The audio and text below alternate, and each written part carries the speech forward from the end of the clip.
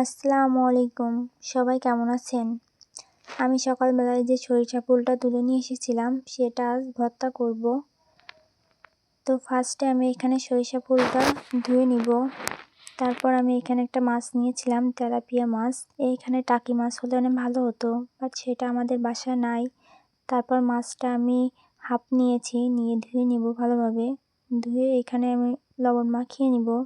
যেহেতু সরিষা ফুল বেশি না, এই জন্য মাছটা হাফ নিয়েছি। নেওয়ার পর মাছটা একটু ভাজি করে নিব। তো মাছটা ভাজি করে নেওয়ার পর আমি 2-3টা কাঁচামরিচ ভাজি করে নিব সামান্য পরিমাণে। কাঁচামরিচটা ভাজি করার পর আমি ওই তেলের ভিতরে দিয়ে দিব সরিষা ফুল। সরিষা ফুলটা 2-3 মিনিট চুলার উপর রাখতে হবে, আর সামান্য পরিমাণে লবণ দিয়ে দিয়েছিলাম। তো সরিষা ফুলটা 2-3 মিনিট চুলার উপর রাখার পর এটা উঠিয়ে নিতে হবে।